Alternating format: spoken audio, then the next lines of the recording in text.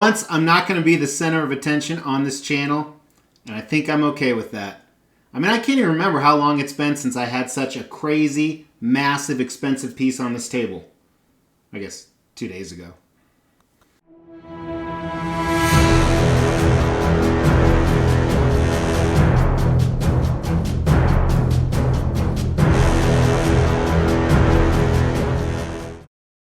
Hey guys, my name is Mr. X. This is the Extreme Channel. A big portion of this channel, we talk about extreme collectibles, and this is probably one of the most extreme collectibles I've ever purchased for multiple reasons, including size, including price, including just look at it. I have to stand to do this review. And that's what we're going to do today. We're going to take an in-depth look at this very rare 1 in 30 custom Alien vs. Predator 1/3 scale pieces. If you're new to all this, custom means it was a private unlicensed commission. They only made 30 of these that have the factory paint on them. I'm going to talk a little bit more about that later. And it is 1/3 of the size. So they looked at how big an alien or predator would be in real life, and they shrunk them down 3 times. And what's even crazier, I have a spot plan for them. It's actually right here. So you'll be able to look at this guy in future reviews all the time. However, you're not going to see him fully assembled for a while. I'll talk about that in design. So I love Aliens and Predators. Selectively, I only like a few of the films, even though I own them all. But I love the creatures. I think the creatures are fantastic designs, and then obviously the concept of them fighting together. The original Alien vs. Predator movie I actually found not half bad. I actually found the first 60% of the movie pretty decent. I think whether you like the movies or not, whether you're a sci-fi fan or a horror fan or maybe none of the above, you can definitely appreciate the complexity of these characters. Now, we have a ton to cover today, but before we jump in, check out this giveaway we're doing. We are going to hit 20,000 subscribers in 2020. To do that, we're giving away a statue every 2,500 subs. At 15,000 subs, the winner will get to choose between these 2 PCS Mortal Kombat statues. Make sure that you've liked this video, you've subscribed to the channel, and you've hit that bell notification. Then stay tuned towards the end of this video to find out how to enter. So first thing we're going to cover in the review is concept of the piece. When I say concept, we say, is it accurate to the source material? Does it look cool? While this isn't specifically off of the Alien vs. Predator movies or the comics, the concept is. So it's not an identical pose or anything like that, but let's take a look. At the base here, you have a pyramid, very reminiscent of the Predators ruled Earths. They helped build the pyramids, supposedly, at least in the Alien vs. Predator movie. And assumably this is just the top because of the way it's scaled. And up on top you have dead aliens. Looks like you have legs and tails and arms. You have the Predator's mask, which we'll talk about in design you can put anywhere.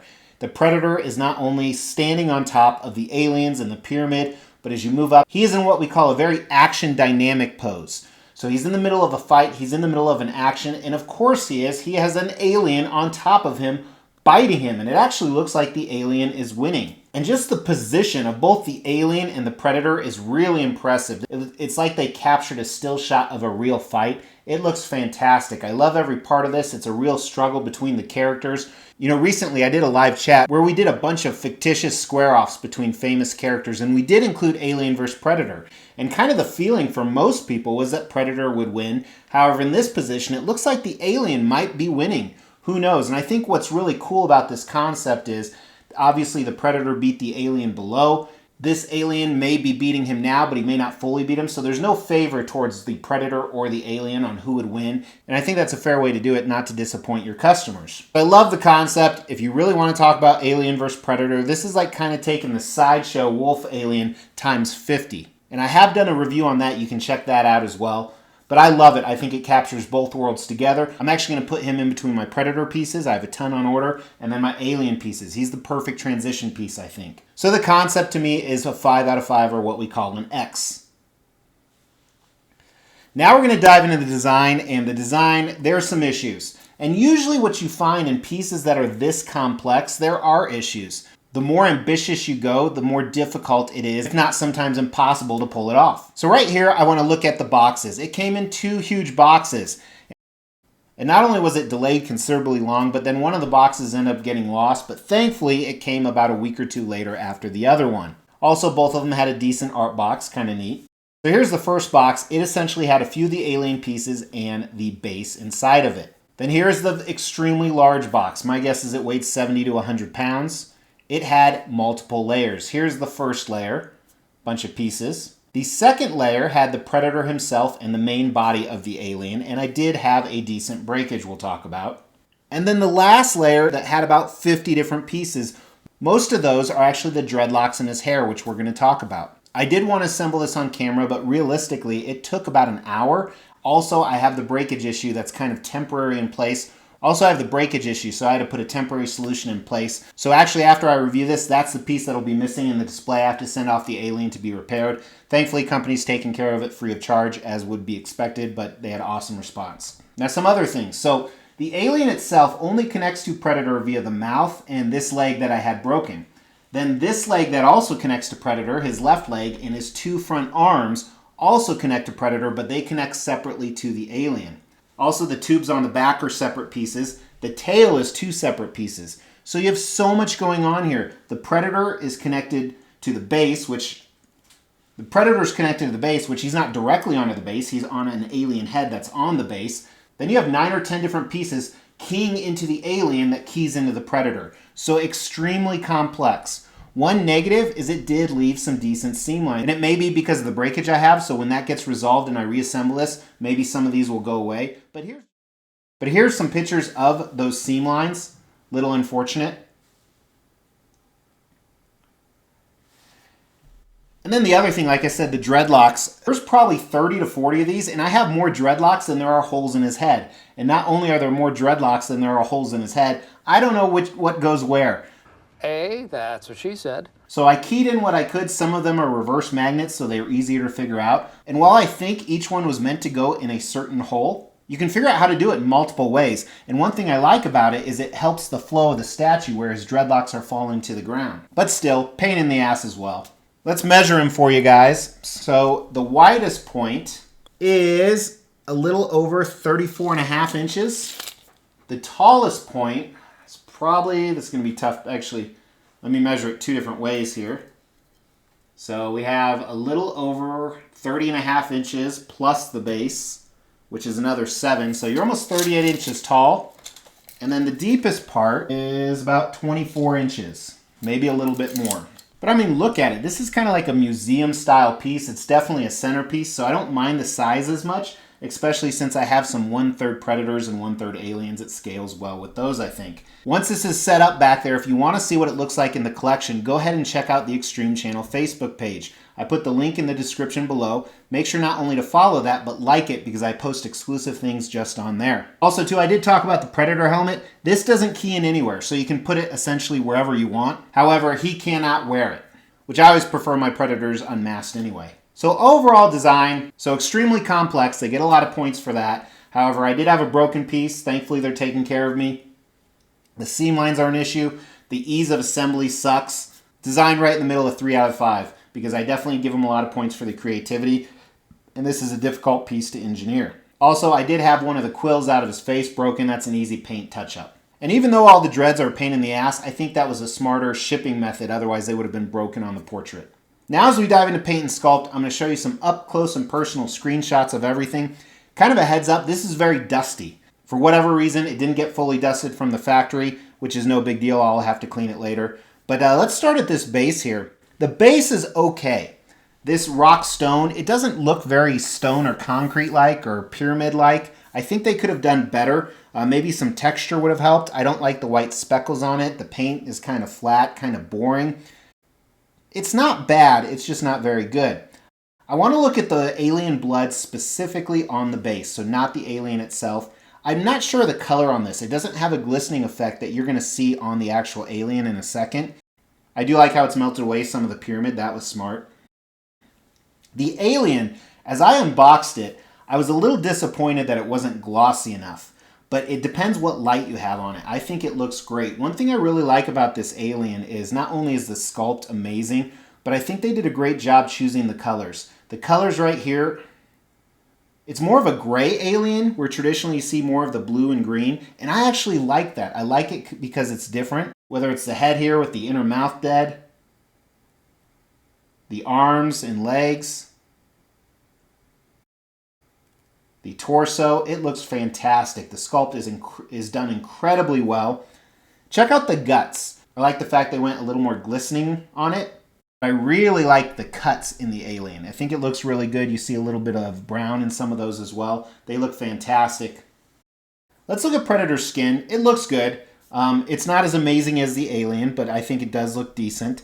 I had a few scuff marks I saw, which it is what it is. They did do mixed media for the netting. It's the only mixed media on this. The rest is sculpted. Mixed media means fabric for people that are unfamiliar with that. The musculature is good. It reminds me a lot of the Sideshow maquettes that I used to have. It's kind of a reptilian-like skin with the spots. You see a few veins. Check out his loincloth on the back. You can't really see it on the front because of the armor, but there's a nice sculpted belt above it. I do like that. I think it looks good. I like the color green and then kind of this leather type texture on it and on the belt above it. The armor looks good too. It's this interesting color. It looks different under different lights, but it's more of a dark silver, dark gray. I think they did a nice job. It's a little bit different than what I'm used to seeing. Most time it's a lot lighter, but it works well. Here's his blades. His blades are made out of metal. Very solid. Then he has his explosive bomb. Now I'm going to talk to you guys about a special group of these statues after that where I think they're making that as a light-up feature, actually. The Dreadlocks look great. Very nice job on those. The paint's really clean. And again, I kind of like that you can kind of choose which direction you're going to flow it in, because the magnets are pretty strong on those. The portrait on Predator is good. I've seen better. I'm a little bit disappointed, but he looks down anyway. It's not bad by any means, but this is just an exceptional statue on a lot of different levels, and I think that the portrait is just good, not amazing. It's not as amazing as the alien. Like, check out the alien here where his inner mouth is hitting into the Predator. Looks awesome. Would have been cool if they gave some Predator blood there. I think that's a little bit of a miss. But they have that glistening effect all over the alien. The detail on the alien is fantastic. I think the sculpt on the alien is second to none. Where the Predator is just good. Here's some different shots of the tubes that are on the top. So much detail in this. And again, I like that green and gray color they use to intermix everything. The claws look great, whether they're on the feet or the hands. Here's a picture of his tail with the spikes and scales on the back. I love how elongated it is. And the position of this, which really just ties into the concept, how he's holding the Predator back while he eats him, is so cool. And actually right here, here's just some more close-ups for you guys.